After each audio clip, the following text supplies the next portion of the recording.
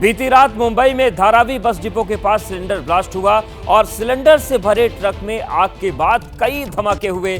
दमकल की कई गाड़ियां मौके पर भेजी गईं और बड़ी और कड़ी मशक्कत के बाद आग पर काबू पाया गया। लेकिन आप देखिए किस तरीके से आग की लपटें उठी, क्योंकि यहां पर सिलेंडर फट रहे थे और सिलेंडर में ब्लास्ट की वजह से ये जो आग थी ये काफ़ी बड़ी हो गई थी। हालांकि गनीमत रही कि वक्त रहते आग पर काबू पाया गया। लेकिन आप तस्वीर देखिए किस तरीके से जोरदार धमाके के साथ जो सिलेंडर थे फट रहे थे और आग पर काबू पाना एक बड़ी चुनौती बना हुआ था। घंटों तक मशक्कत करनी पड़ी। लगभग 20 जो दमकल की गाड़ियां थी वो मौके पर पहुंची और उसके बाद इस आग पर काबू पाया गया। लेकिन जिस तरीके के हालात वहां पर बने थे उसमें वक्त रहते बहुत तेजी के साथ कार्रवाई की गई, क्योंकि जानकारी ये भी मिल रही कि वहां पर कई ट्रक सिलेंडर से भरे खड़े रहते हैं और ऐसे में अगर वो तमाम ट्रक इसकी चपेट में आते तो फिर और बड़ा हादसा यहां पर हो जाता। तो धारावी में धमाके पर धमाका जो हुआ उसकी हम तस्वीरें आपको दिखा रहे हैं और काफ़ी देर तक अफरा तफरी का माहौल यहाँ पर बना रहा। आसपास के जो इलाके थे वो सिलेंडर के ब्लास्ट से दहलते रहे। हालांकि जो फायर ब्रिगेड की मुस्तैदी थी, प्रशासनिक और पुलिस की मुस्तैदी थी, उसके चलते इस आग पर काबू पा लिया गया। माँ कसम भाई, माँ कसम भाई, माँ कसम भाई, अरे अल्लाह,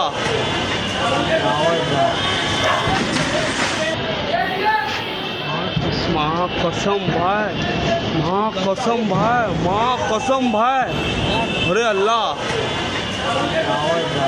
तो आप देखिए किस तरीके से काफ़ी दूर से इस आग और धमाकों को देखा और महसूस किया जा सकता था और लोग घबराए हुए थे, क्योंकि जिस तरीके से सिलेंडर में ब्लास्ट हो रहे थे उससे अनहोनी की आशंका बहुत ज़्यादा बढ़ गई थी।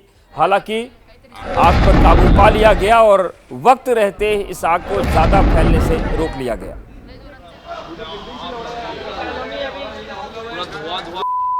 अबे भाई चार कंटिन्यू फूटा है भाई, पांचवा है मेरे पास वीडियो है उसका।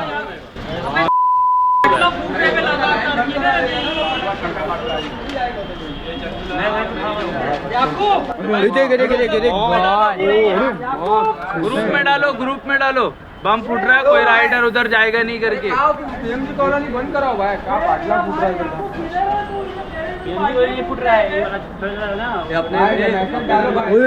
भाई तो देखिए किस तरीके से लोग परेशान थे और जिस तरीके से सिलेंडर में लगातार ब्लास्ट हो रहे थे। आपने सुना कि जो लोग काफ़ी दूर से वीडियो बना रहे थे उन्होंने ही अपनी आंखों से देखा कि 5 सिलेंडर में ब्लास्ट हुआ और लगातार इसी तरीके से अफरा तफरी का माहौल बना रहा और काफ़ी दूर से इस आग को और इन धमाकों को देखा और महसूस किया जा रहा था। फौरन फायर ब्रिगेड को सूचना दी गई। मौके पर बड़ी टीम फायर ब्रिगेड की पहुंची। दमकल की लगभग 2 दर्जन गाड़ियां मौके पर पहुंची और आग पर काबू पाया गया।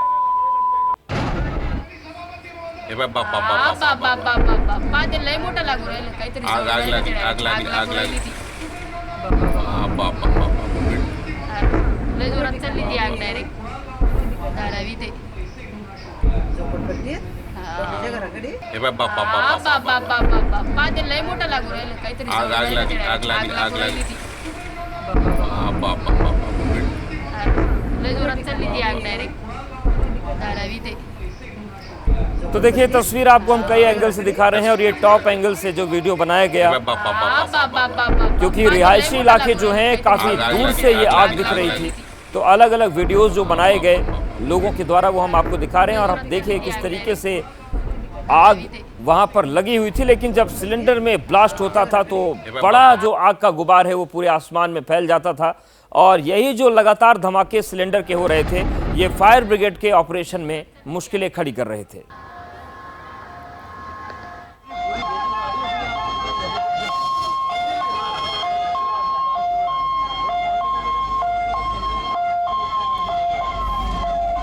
तो आप देखिए किस तरीके से वहाँ पर स्थिति थी और जैसे ही जानकारी मिली वहाँ पर एक के बाद एक कई फायर ब्रिगेड की गाड़ियाँ पहुँचने लगी और सबसे बड़ी चुनौती यही थी कि इस बात की जानकारी सबको हो गई थी कि जो सिलेंडर फट रहे हैं वो बड़ी चुनौती है और इसके साथ ही साथ सिलेंडर के जो ट्रक खड़े रहते हैं कई ट्रक खड़े होते हैं, ऐसी जानकारी मिली। तो लगातार उस आग को फैलने से रोकना था। सिलेंडर का जो ब्लास्ट लगातार हो रहा था, उन धमाकों पर काबू पाना वक्त रहते एक चुनौती थी और इसी से कई घंटों की मशक्कत चलती रही। हालांकि अब हालात सामान्य हैं।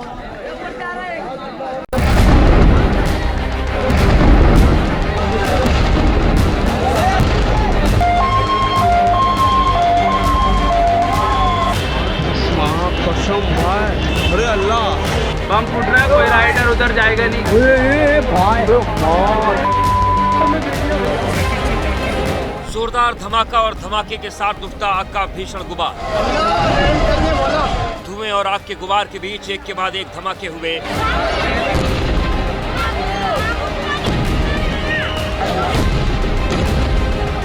धमाकों का सिलसिला रुकने का नाम नहीं ले रहा था।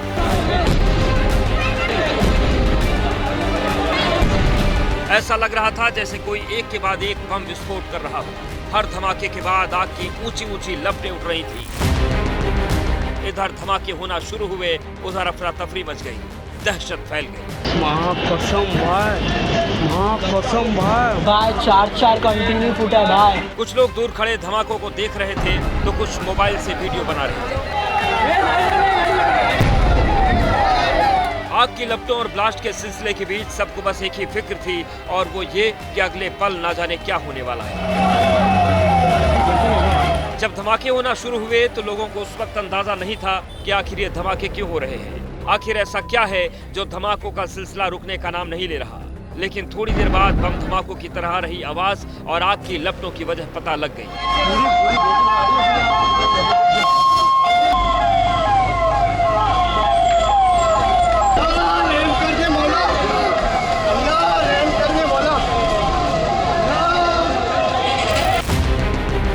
पता चला कि ये धमाके किसी बम के नहीं बल्कि सिलेंडर फटने से हुए। घटना मुंबई के धारावी इलाके में हुई। धारावी बस डिपो के पास सिलेंडर से भरे एक ट्रक में अचानक आग लग गई और उसके बाद एक एक करके उसमें रखे सिलेंडर फटने शुरू हो गए। अबे भाई चार कंटिन्यू फूटा है भाई, पांचवा है। धमाकों से आसपास के रिहायशी इलाकों में हड़कंप मच गया। लोग घरों से बाहर निकल आए।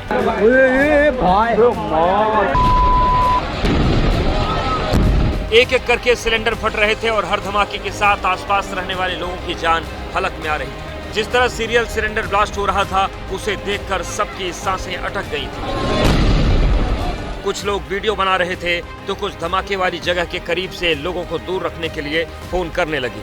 सोशल मीडिया पर मैसेज भेजने लगे ताकि लोगों को अलर्ट किया जा सके। ग्रुप में डालो, बम फूट रहा है, कोई राइडर उधर जाएगा नहीं करके। कॉलोनी बंद कराओ भाई, क्या पाटला फूट रहा है।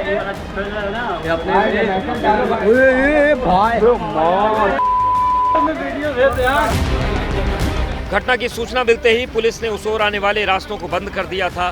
बैरिकेडिंग लगाकर लोगों को वहां से दूर रहने की अपील की। आनन फानन में फायर ब्रिगेड की गाड़ियां मौके पर पहुंची और आग बुझाने का काम शुरू किया। मुंबई के धारावी इलाके में हुए हैं सीरियल सिलेंडर ब्लास्ट। जी हाँ, गैस सिलेंडर ब्लास्ट के जो है ब्लास्ट हुआ है। मैं तस्वीरें आपको दिखा रहा हूं कि यहाँ पर 10 गाड़ियां यहाँ पर पहुंची हुई हैं फायर ब्रिगेड की, वो आग बुझाने की कोशिश की जा रही है। तस्वीरें मैं आपको दिखा रहा हूं कि किस तरह से वहां जो आसपास गाड़ियां खड़ी थी वो किस तरह से जो है चकनाचूर हुई हैं। सामने आप देखिए कि एक फॉर्च्यूनर गाड़ी है वो पूरी तरह से उड़ चुकी है और जो फायर ब्रिगेड के जवान हैं जो यहाँ पर सिलेंडर रखे हुए हैं उन्हें हटाने की कोशिश की जा रही है। देखिए कि किस तरह से सिलेंडर की जो यहाँ पर मौजूद थे उन्हें हटाने का प्रयास किया जा रहा है। बड़े बड़े सिलेंडर हैं। क्या ये किस वजह से ये जो है आग लगी है, ये सिलेंडर ब्लास्ट हुए हैं, हम इसके बारे में अभी प्राथमिक जानकारी नहीं मिल पाई है। लेकिन धारावी के जिस बस डिपो के पास जहां पर ये धमाका हुआ है ये बेहद ही जो है गंभीर है और अगर यहां पर ये जो रेजिडेंशियल इलाका है अगर वहां पर जो है इस तरह की घटना हुई होती तो काफ़ी बड़ा नुकसान हो सकता है। फायर ब्रिगेड ने कई घंटे की मशक्कत के बाद आग पर काबू पा लिया, लेकिन सिलेंडर ब्लास्ट के धमाकों की आवाज और ऊंची ऊंची लपटों की तपिश ने इलाके के लोगों को दहशत से भर दिया। एचपी की जो गाड़ियाँ यहाँ खड़ी होती है ये धारावी के लोगों को डिलीवरी करने की गाड़ियाँ खड़ी होती है क्योंकि उनके पास पार्किंग के लिए कोई जगह नहीं होती है तो ऐसे ही यहाँ अमूमन आजू बाजू में पार्किंग कर देते हैं। जितने भी गैस का बाटला का गाड़ियाँ रहता है ना सब अवैध रूप से खड़े करके चले जाते हैं। इनका कोई भी रात को देख रेख करने वाला नहीं है। ऐसे हमेशा खड़ा करके चले जाते हैं। अभी कैसा होता है, अभी ये ब्लास्टिंग जो हुआ, ये समझिए कि एक तो वो साइड में थी गाड़ी तो ब्लास्टिंग हुई तो गार्डन साइड में गया, यदि ये बाजू होता तो पूरी बिल्डिंग उड़ जाती। अब ये पता लगाया जा रहा है कि आखिर सिलेंडर से भरे ट्रक में अचानक लगी आग तो कैसे लगी, लेकिन इतने भीषण हादसे के बाद गनीमत की बात ये रही कि इसमें किसी की जान नहीं गई। मुंबई की तस्वीरें आपने देख ली और मुंबई जैसी ही तस्वीरें यूपी के बरेली से भी सामने आई, जहां एक दो नहीं बल्कि 400 सिलेंडर एक साथ फट गए। ये रिपोर्ट देखिए। देखो आइयो तार उड़ रही है जरा में 11,000 है।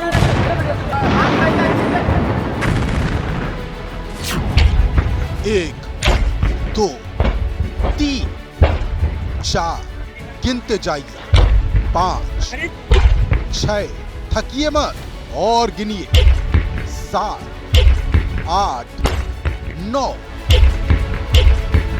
गिन नहीं पाएंगे, इतने ब्लास्ट हुए हैं बरेली। उड़ के फट रहे हैं, गांव में गिर रहे हैं। 3 मिनट में 400 ब्लास्ट।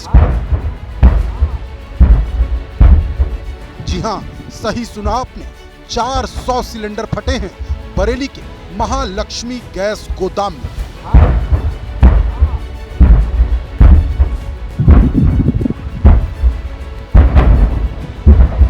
तो सोचिए, एक के बाद एक 400 सिलेंडर फटने से तबाही का क्या आलम रहा होगा। तस्वीरें देखिए और समझिए और महसूस भी करिए उस खौफनाक मंजर को।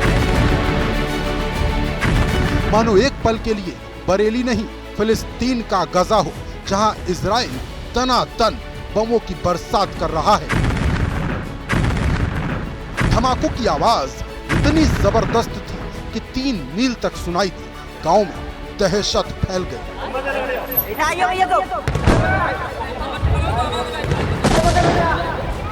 देखो आइयो तार उड़ रही है जरा में 11,000 है। करीब 20 मिनट तक आग की लपटें उठती रही, लोग जान बचाकर भागते रहे। फटे हुए सिलेंडर के टुकड़े आधे किलोमीटर दूर तक जाकर गिरे।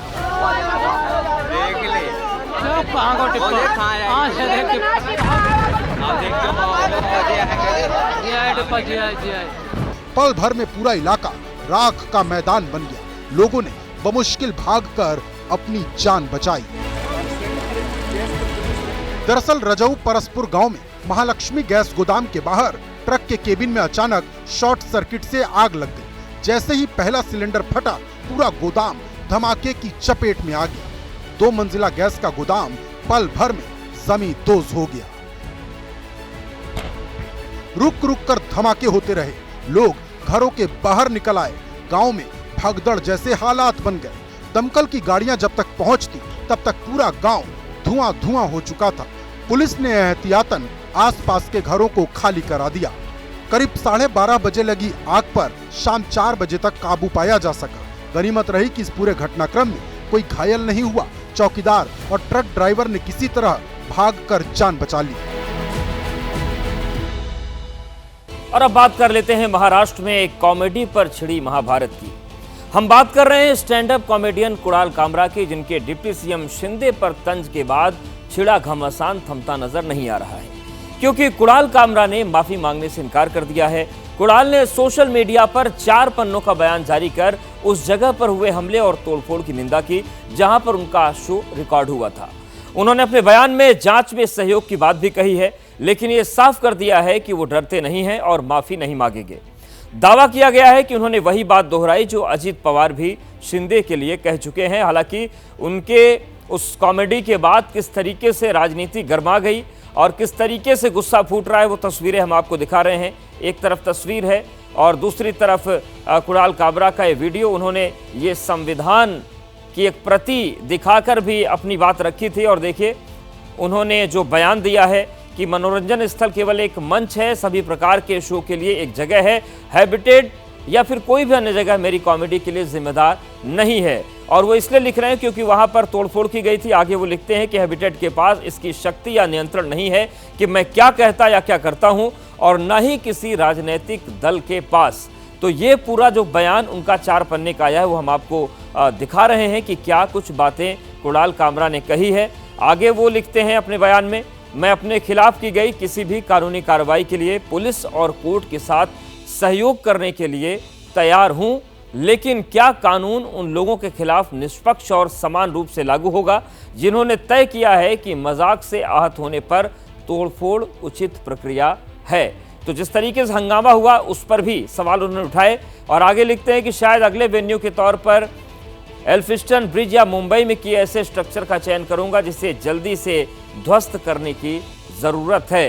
तो चेतावनी भी कुणाल की इस बयान में है और आगे वो लिखते हैं अपने बयान में कि मैंने जो कहा है वो बिल्कुल वही है जो अजीत पवार ने एकनाथ शिंदे के बारे में कहा था। और आगे वो ये भी लिखते हैं कि इस भीड़ से नहीं डरता, मैं अपने बिस्तर के नीचे छिपकर इसके शांत होने का इंतजार नहीं करूंगा। तो माफी मांगने से सीधा इनकार किया है, झुकने से सीधा इनकार कर दिया है कुणाल कामरा ने और उन्होंने साफ कर दिया है कि माफी नहीं मांगूंगा। और सवाल उन्होंने इस बात पर भी उठाए हैं कि जिन लोगों ने तोड़फोड़ की क्या वो सही था और न्यायसंगत था। कुणाल कामरा का कहना है कि वो माफी नहीं मांगेंगे, लेकिन महाराष्ट्र के सीएम देवेंद्र फडणवीस साफ कर चुके हैं कि कॉमेडी अपनी जगह है लेकिन किसी के अपमान का अधिकार कुणाल कामरा को नहीं है, इसलिए माफी मांगनी चाहिए, नहीं तो कानूनी कार्रवाई की जाएगी। कामरा को मालूम होना चाहिए कि 2024 के चुनाव में जनता ने निर्णय कर दिया है कौन गद्दार है कौन खुद्दार है और स्वर्गीय शिवसेना प्रमुख हिंदू हृदय सम्राट बाला साहब ठाकरे जी की विरासत ये शिंदे जी के पास है, इस पर जनता की मोहर लगी है।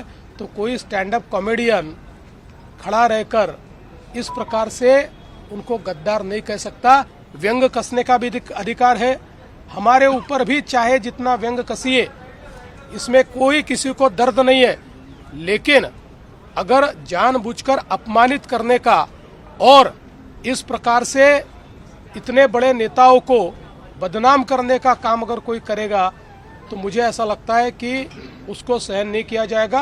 कुणाल कामरा इन्होंने माफी मांगनी चाहिए। दिल्ली में आज अहम दिन है क्योंकि आज दिल्ली का बजट पेश होने जा रहा है जिसे नाम दिया गया है विकसित दिल्ली बजट और इसे पेश करेंगी दिल्ली की सीएम रेखा गुप्ता।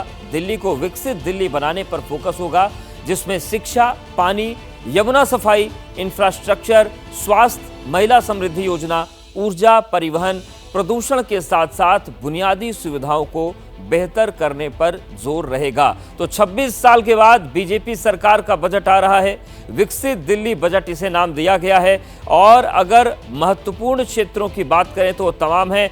80,000 करोड़ से ज्यादा का बजट होने की संभावना है और रेखा गुप्ता सरकार का ये पहला बजट है। कौन कौन से क्षेत्र फोकस पर रहेंगे वो आपको बताते हैं। शिक्षा, पानी, यमुना सफाई जो कि चुनावी मुद्दा भी बना था, इस पर भी फोकस रहेगा। इंफ्रास्ट्रक्चर, स्वास्थ्य, महिला समृद्धि योजना, इसके साथ ही साथ ऊर्जा, परिवहन, प्रदूषण के साथ साथ बुनियादी सुविधाओं को बेहतर करने पर जोर रहेगा और ये माना जा रहा है कि 80,000 करोड़ से ज़्यादा का ये बजट हो सकता है। तो रेखा गुप्ता सरकार का यह पहला बजट है और आज दिल्ली में बजट पेश किया जाएगा। दिल्ली में जो भारतीय जनता पार्टी की सरकार बनी है उसका पहला बजट आदरणीय प्रधानमंत्री नरेंद्र मोदी जी के विज़न को आगे बढ़ा करके इम्प्लीमेंट करने की दिशा में रहेगा। हमने विकसित दिल्ली बजट में दिल्ली वासियों से प्राप्त सुझावों को प्राथमिकता भी दी है और उनकी अपेक्षाओं का ध्यान भी रखा है। हम उम्मीद करते हैं कि ये जो बजट दिल्ली की जनता का बजट आएगा वो सबको पसंद आएगा और दिल्ली के हित में, दिल्ली के विकास में ये एक माइलस्टोन होगा और डबल इंजन की सरकार का काम आपको यहाँ से नेक्स्ट गियर में होता हुआ दिखाई देगा। दिल्ली के मुख्यमंत्री कह रही हैं कि ये ऐसा बजट होगा जिसमें दिल्ली के लोगों के सुझाव भी शामिल किए गए, सभी को पसंद आएगा। लेकिन चुनौतियां भी कुछ हैं और बजट की चुनौती क्या है वो हम आपको बता देते हैं। जो सभी योजनाएं हैं उनकी कुल लागत 25,000 करोड़ है। सिर्फ महिला समृद्धि योजना पर 5100 करोड़ रुपए का खर्च आने वाला है। मुफ्त सुविधाओं के साथ साथ विकास पर खर्च बढ़ाना मुश्किल है। वेतन पेंशन पर 2/3 खर्च के बाद विकास के लिए पैसा कम बचेगा। 80,000 करोड़ में वादों को पूरा करना मुश्किल लगता है और ये सबसे बड़ी चुनौती दिल्ली सरकार के सामने है कि कैसे इन तमाम योजनाओं को पूरा किया जाएगा। जो वादे किए गए हैं वो पूरे किए जाएंगे। पेंशन और वेतन के बीच जो बची हुई रकम है उससे इन सभी चीज़ों को मैनेज किया जाएगा। तो जो प्रबंधन है वित्त का, वो एक बड़ी चुनौती दिल्ली सरकार के सामने इस वक्त देखने को मिल रही है और बजट में किस तरीके से उन चीज़ों को मैनेज किया जाएगा ये तस्वीर आज साफ हो जाएगी।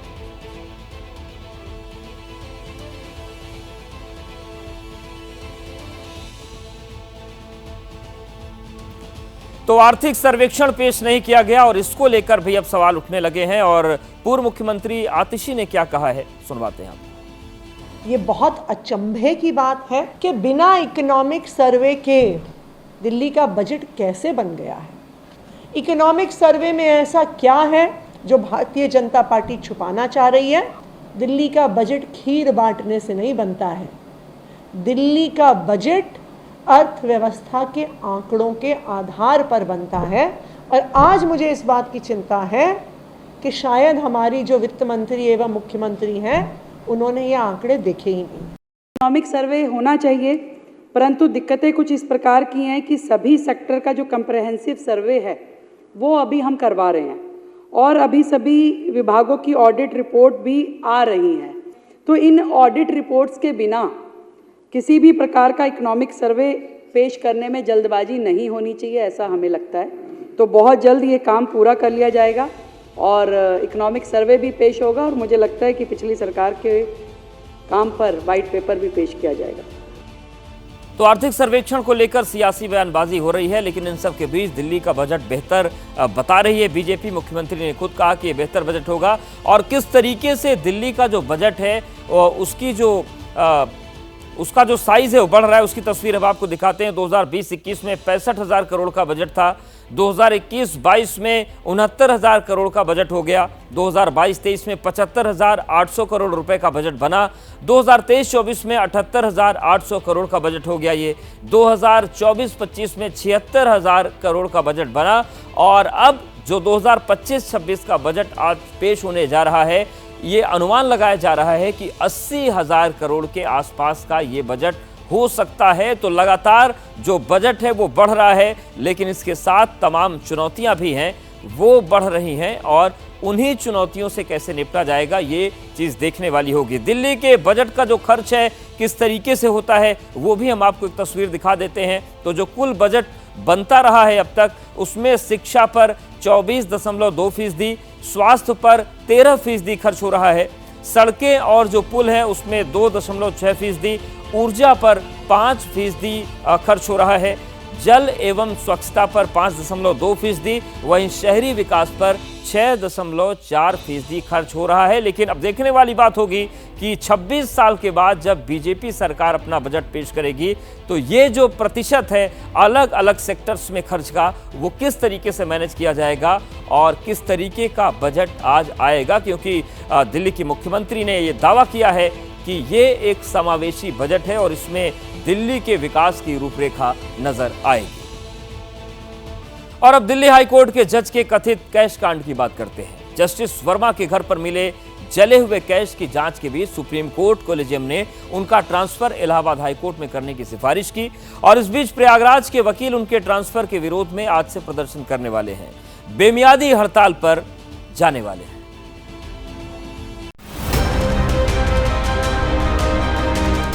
जज साहब के घर से मिले इन जले हुए नोटों की मिस्ट्री के बीच आखिरकार वही हुआ जिसकी चर्चा पहले दिन से थी, यानी जज साहब का ट्रांसफर।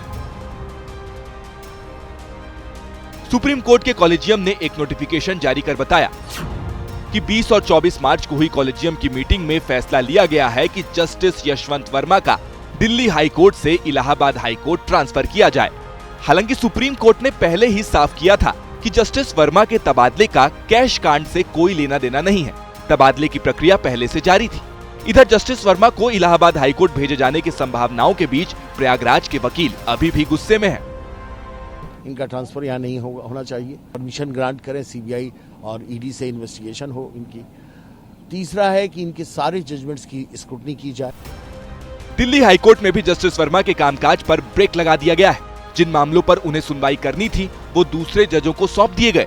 जो मामले पहले से उनकी कोर्ट में थे उनकी सुनवाई टाल दी गई। सूत्रों के मुताबिक जस्टिस के घर हुए कथित कैश कांड पर आने वाले दिनों में सियासत भी हावी होने वाली है। सूत्रों के मुताबिक संसद में जस्टिस वर्मा के खिलाफ मानहानि का प्रस्ताव पेश करने को लेकर विपक्ष रणनीति बना रहा है। मानहानि प्रस्ताव का नोटिस लोकसभा अध्यक्ष को सौंपा जा सकता है और इस तरह का प्रस्ताव देने के लिए कम से कम 100 सांसदों के हस्ताक्षर की जरूरत होती है। फिलहाल विपक्ष के पास इतने नंबर हैं कि वो इस तरह का प्रस्ताव ला सके। बहरहाल सुप्रीम कोर्ट की ट्रांसफर वाली सिफारिश से जस्टिस वर्मा को राहत जरूर मिली होगी, लेकिन चुनौती अब ये है कि जिस कोर्ट में वो जाने वाले हैं वहां के वकील उनके विरोध में अभी से खड़े हैं। अभी ये भी साफ नहीं है कि अगर केंद्र सरकार उनके ट्रांसफर की सिफारिश मान लेती है तो इलाहाबाद हाई कोर्ट में वो न्यायिक काम कर सकेंगे या नहीं। अब बात संविधान के नाम पर एक बार फिर संसद में सत्ता पक्ष और विपक्ष के बीच हुए टकराव की। मामला कर्नाटक में बनाए गए मुस्लिम आरक्षण कानून से जुड़ा है, जिसके बाद कर्नाटक के deputy CM DK Shiv Kumar ने संविधान से जुड़ा एक बयान दिया। इसमें मुस्लिम आरक्षण को लेकर संविधान बदलने का जिक्र है और इस पर कल दिन भर राजनीति हुई और आज भी संसद में हंगामा होने के आसार हैं।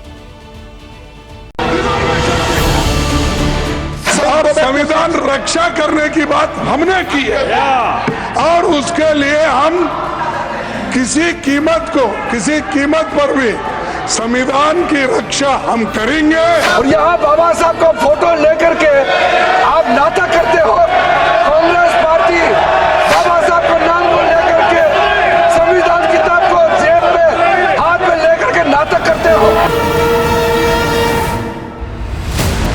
संसद में सत्ता पक्ष और विपक्ष के बीच भिड़ंत का मुद्दा था संविधान, लेकिन इस टकराव की असल वजह है आरक्षण पर कर्नाटक के deputy CM DK Shiv Kumar का बयान। दरअसल बीते शुक्रवार को कर्नाटक की कांग्रेस सरकार ने विपक्ष के तमाम विरोध के बीच राज्य में मुसलमानों को सरकारी ठेकों में 4% आरक्षण देने वाला एक बिल पास कर दिया। इसी मुद्दे पर एक कार्यक्रम के दौरान कर्नाटक के deputy CM DK Shiv Kumar से सवाल पूछा गया। संविधान में मजहब के आधार पर आरक्षण की इजाजत नहीं है, तो कर्नाटक में ऐसा कानून क्यों बनाया गया? जिसके जवाब में डीके शिव कुमार ने कह दिया, देखते हैं, इंतजार करते हैं, कोर्ट से जो भी फैसला आएगा। हमने कुछ शुरू किया है, मुझे पता है कि सब कोर्ट जाएंगे, हमें एक अच्छे दिन का इंतजार करना होगा और वो दिन आएगा। बहुत सारे बदलाव हैं, संविधान बदल रहा है और ऐसे फैसले हैं जो संविधान को बदल देते हैं। आरक्षण और संविधान पर डीके शिव कुमार के इसी बयान पर संसद में बीजेपी और कांग्रेस के बीच बवाल मच गया। चीफ मिनिस्टर ने स्टेटमेंट दिया है हाउस में कि जरूरत पड़ेगी तो हम संविधान को भी बदलेंगे, और ये लोग बड़े संविधान के रक्षक बनते हैं और ये लोग संविधान की रक्षा करने की बात सारे देश को बताते हैं, ढोल पीटते हैं, वो संविधान की धज्जियां उड़ाते हैं। ऐसी कोई बात कर्नाटक के मिनिस्टर ने नहीं कहा। संविधान बदलने की बात कोई नहीं कहा, कोई नहीं भी कहेगा हमारे तरफ से। अगर कुछ होगा संविधान बदलने की बात जो बार बार आती है, उधर से आती है, उधर से नहीं। हालांकि खरगे के बचाव से बात नहीं बनी, तो अपने बयान पर सफाई देने के लिए डीके शिव कुमार खुद सामने आए। कह दिया कि बयान को गलत तरीके से पेश किया गया है। I have not said that we are going to change the constitution or not that. Whatever they are quoting is wrong. They are miscarrying it. I am categorically telling that we are a national party. We know what is the constitution. I will take a breach of privilege on this. I will fight out a case. They are misquoting me. I have not quoted out anything on this. लेकिन कमान से निकला तीर, जुबान से निकली बात भी भला वापस लौटती है क्या? अब शिव कुमार के बहाने बीजेपी ने सीधे राहुल गांधी के खिलाफ हल्ला बोल दिया है। संविधान को भी वहीं डीके शिव कुमार के मुद्दे पर कांग्रेस ने केंद्रीय मंत्री किरेन रिजिजू और जेपी नड्डा के खिलाफ संसद में विशेषाधिकार हनन का नोटिस दे दिया है। दूसरी तरफ बीजेपी ने दिल्ली से कर्नाटक तक शिव कुमार के बहाने कांग्रेस पर सियासी हमले तेज कर दिए हैं।